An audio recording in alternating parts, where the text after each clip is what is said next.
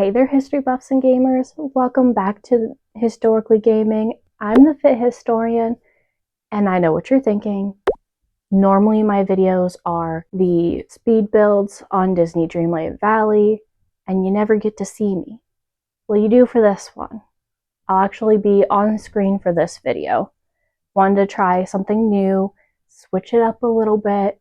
Maybe you guys can tell me in the comments if you like this type of video better, or if you'd prefer me to go back to my speed builds. Let me know down in the comments. Today, we're going to be talking about World's Columbian Exposition of 1893, or what you might know it as, the Chicago World's Fair. This event was held in Chicago, obviously, to commemorate the 400th anniversary of Christopher Columbus arriving in the Americas. This event was more than just a celebration, though. It was a showcase of American ingenuity, technological advancement, and a reflection of complex social dynamics. For today's video, we're going to focus more on the cultural impact of the event, while also bringing a light to the social issues the event illuminated. We'll focus on the inventions and the technology stuff at a later date. That's important too. But without further ado, go ahead and grab your coffee and your controller, and let's get started.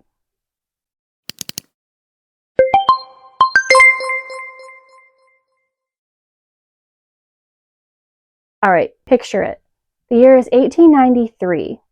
Chicago is a burgeoning metropolis, and it's about to host the entire world at the World's Columbian Exposition, a dazzling spectacle of progress and innovation. This event sprawls 686 acres of the city's south lakefront. Architect Daniel Burnham, designer Charles Atwood, and landscape architect Frederick Law Olmsted have transformed the area into a dreamscape of neoclassical architecture, earning it the moniker the White City. I'll go ahead and put up pictures of what the event looked like. It's truly beautiful. The amount of work they put into the buildings and the landscaping, it's breathtaking. From May 1st to October 30th, 25.8 million people flocked to this event to witness all the marvels that are on display. President Grover Cleveland even inaugurated the event, setting in motion the electricity demonstrated by George Westinghouse. This technology, along with the awe-inspiring 250-foot Ferris wheel invented by George Washington Ferris Jr., became symbols of the fair's forward-thinking spirit. The sheer scale of this event, guys, was astounding. There were over 65,000 exhibits that were showcased, and there was everything from fine art and horticulture to advancements in transportation. And then they also had displays from nations from across the globe. The fair cost, and I'm going to use my notes for this because it's a really big number, it cost a staggering $28,340,700 to build. But remarkably, it actually turned a profit of around $446,832. For the tickets, adults were 50 cents, children under 12 were 25 cents, and then 6 and under were for free. The midway placements offered a different experience. I'm going to put it that way. There you would find your sideshows, entertainment, and unfortunately, the exhibition of cultures in ways that often perpetuated harmful stereotypes. Like I said before, the Columbian Exposition was not just for showcasing technology. It's definitely one of the major things you think of when you think of the event, but that's not just what it was for. It was really a powerful statement about America's rise on the world stage. As President McKinley said, exhibitions were like the timekeepers of progress. These events were the time to show off what your country has to offer the world. Really, basically brag about yourself and the innovations you've made, stuff like that. And the fair undoubtedly lifted Chicago's self-confidence as a big city in the US. This event also spurred urban development in the surrounding areas with new housing and entertainment venues that were popping up to accommodate the influx of visitors and workers to the fair at this time.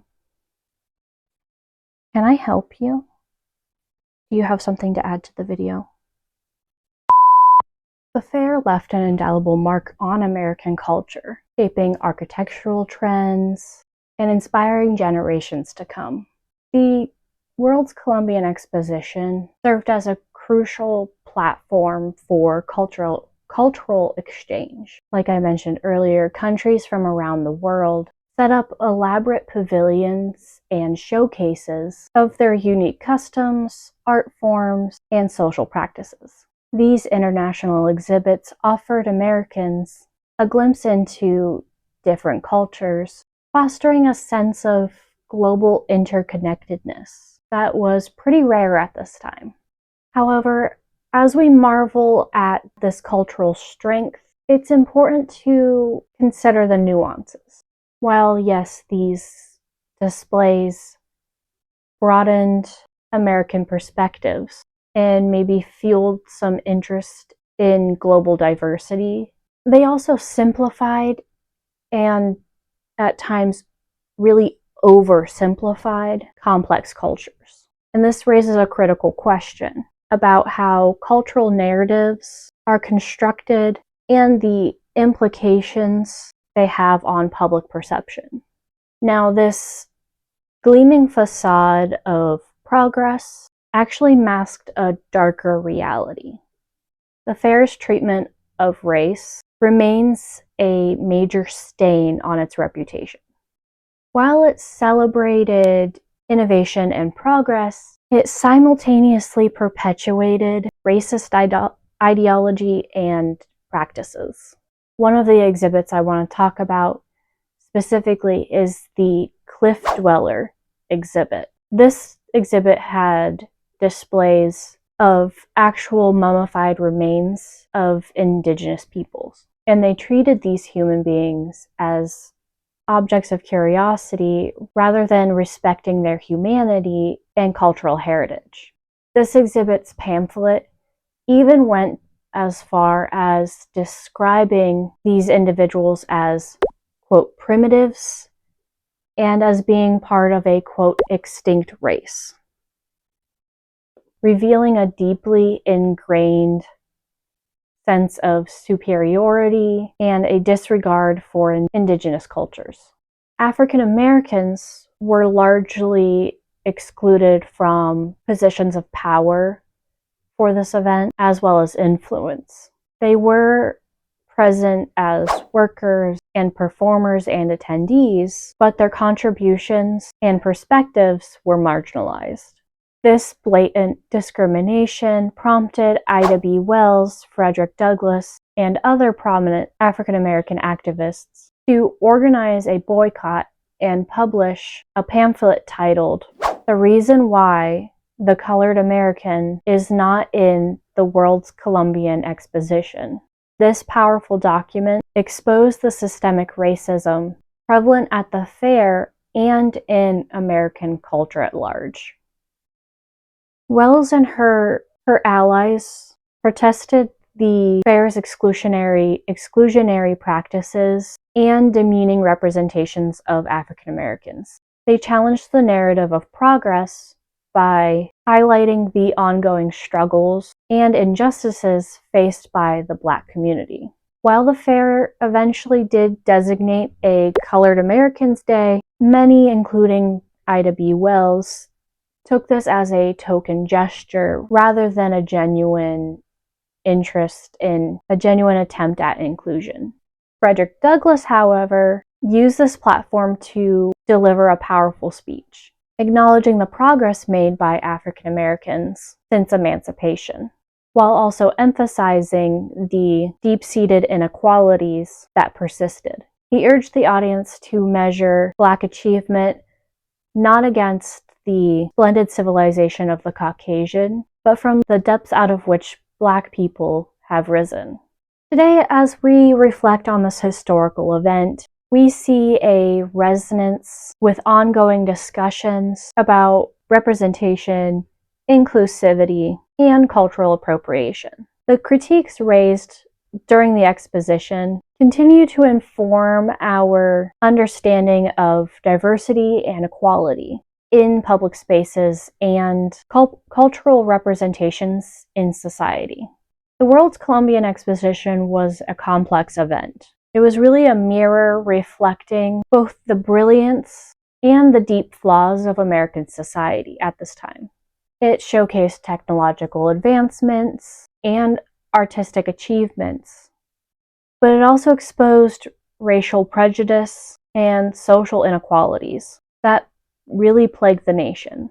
The fair's legacy serves as a reminder that progress cannot be celebrated without acknowledging the voices and experiences of all members of society. It's a reminder that true progress requires not just innovation, but also justice and equality. I want to hear from you. I want to know your thoughts. What reflections do you have about the impact of the exposition and its social implications? Drop your thoughts in the comments below. Also, don't forget to like this video and hit the subscribe button. Make sure you ring that bell so you get all of the notifications. Also, don't forget to check out the Fit Historian merch shop. I've linked that down below in the description box. We have 3 designs. We have the gaming Abraham Lincoln, we have the iconic one-eyed historic smiley, and we also have one for our History and Coffee series that has a little retro coffee mug running away. It's really cute. It's one of my favorites. I made sure that all of these designs were wearable for non-fans, so if you have a history lover, a gamer, or someone that loves coffee, they can also wear these designs. I made it this way because nobody wants to be a walking billboard for someone else. Each design comes in t-shirts, sweatshirts, and coffee mugs, so there's a little something there for everybody. Alright, that was my selfless plug for this video. I hope you enjoyed. Again, let me know what you think about this form of video. If you like this better than the voiceovers with the speed builds and stuff, let me know in the comments. I will definitely read them, and I love constructive criticism. So all your thoughts, leave them down there for me, and we'll adjust as we go to make sure that these videos are something that you guys enjoy and that I enjoy and that everybody's happy. I want to make sure that from this video, we continue the dialogue on how cultural events shape our societal views and values, fostering a better understanding of our shared human experience. We can do that down in the comments, and I definitely want it to go into our lives as well. That's it for today's video. Keep gaming, stay curious, and I'll see you in the next one. Bye!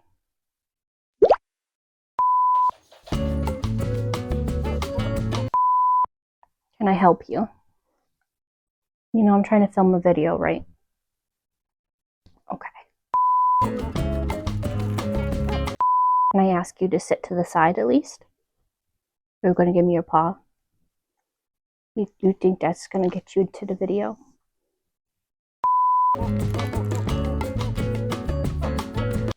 Yeah. Do I need to take a break? Yeah. Do I need to take a... Okay. Okay. I take a break.